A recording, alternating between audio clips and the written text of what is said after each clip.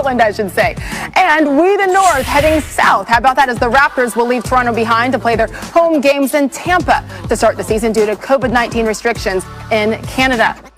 And that is how we begin our Friday afternoon on SportsCenter. We are excited for the next hour. By the way, do not worry. Adrian Wojnarowski, he is right over there. He is primed and ready. He's with us live for the next hour on SportsCenter. And the battery is charged. Let's not waste any more time. Let's get right to a very busy 60 minutes. Fun times in front of us. Stephen A. Smith, Tim Legler, Richard Jefferson standing by, ready to join us. But we first begin with the biggest names who can start negotiations as the free agency window is now open in the NBA. Anthony Davis headlines the 2020 free agency class, coming off his first season with the Lakers and winning an NBA championship. Along with Davis, Brandon Ingram is the other free agent who seems sure to get a max deal this summer after making his All-Star debut in his first season in New Orleans. And I say this summer, that means this fall, because we are less than 5 weeks away from the season. Other notable free agents in this class including Gordon Hayward and Fred VanVleet. NBA insider Adrian Wojnarowski, as promised, joining us now. So a year ago,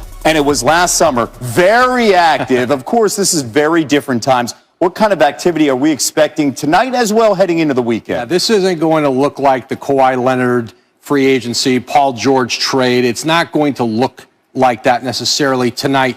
And I think you'll see the deals maybe not come as quickly as last year. This isn't a free agency period with a lot of cap space, and there's not a lot of incentive around the league to spend a great deal of money, given that there's not fan revenue right now in the pandemic. But we're going to see things get rolling tonight. We do have star power, though, and let's start with the defending champs. That is the Lakers, and Anthony Davis, officially a free agent now, but he isn't expected to go anywhere. What more can you tell us about this window? Yeah, I'm told, Kevin, he's going to wait at least through Thanksgiving, and before he starts to really engage with the Lakers about what kind of a deal he's going to do. He will be back with them.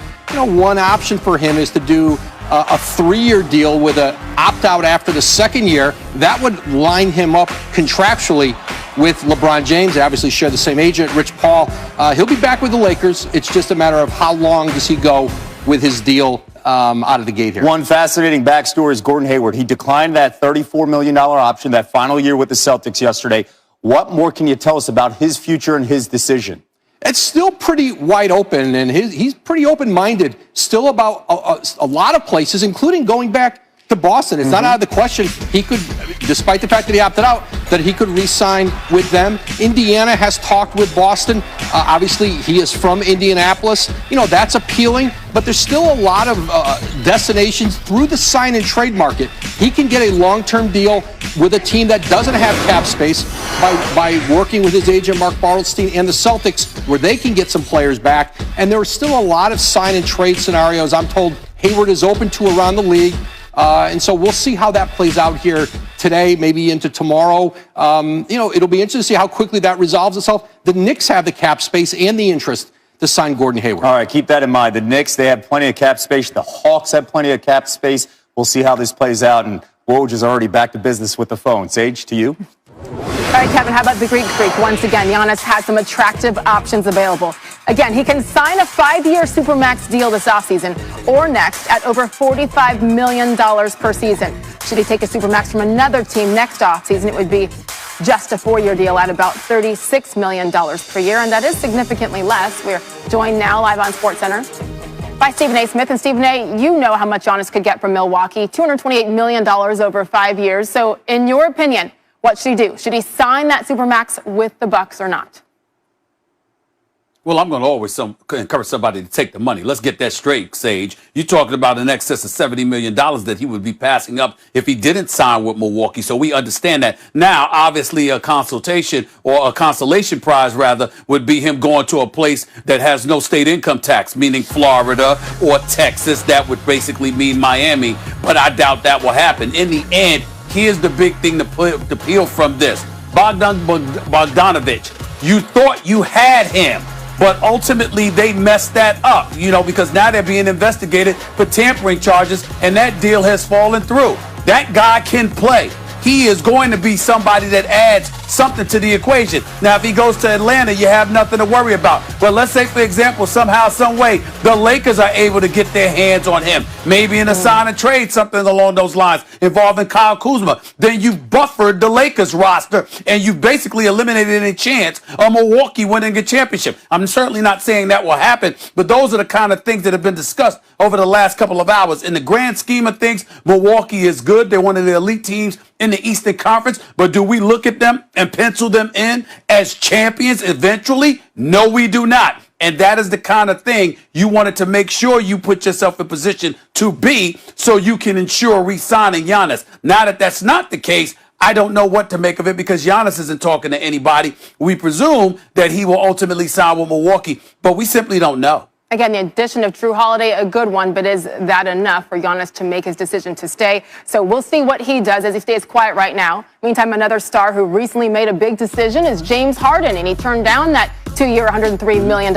extension from the Rockets. Woj reporting that his sole focus remains on the Brooklyn Nets. As for the Nets, their GM Sean Marks, he was asked earlier today about whether or not he would mortgage the team's future for a star player. Stephen A., here's his answer. If you put it like mortgage the future, I would probably say no, right? You know, there comes a fine line where you say, okay, look, this is what we're willing to do, not only in a trade for a star player, but every trade for that matter. We want to build something sustainable here. You know, this is not something that's a fleeting moment, like, you know, go all in and, you know, a year or 2 years from now, we're sitting here going, all right, well, great, now we got to completely rebuild all over again, and we don't have the assets to rebuild with. So there's the other side where you go, look, take advantage of what we have right now and take advantage of the moment. You know, we obviously have, you know, a talented group that we can put on the floor as is. Until we know what deals are being offered or we're offering, you know, it would be difficult to say. But by mortgaging your future, Stefan, no, we wouldn't want to do that. Yeah, Sean Marks, I don't think he said James Harden's name once at all there. Probably pretty smart. But he's talking to his fan base, his team, but also talking to the Houston Rockets, Stephen A. So what do you think the likelihood is that Harden gets what he wants and gets to Brooklyn?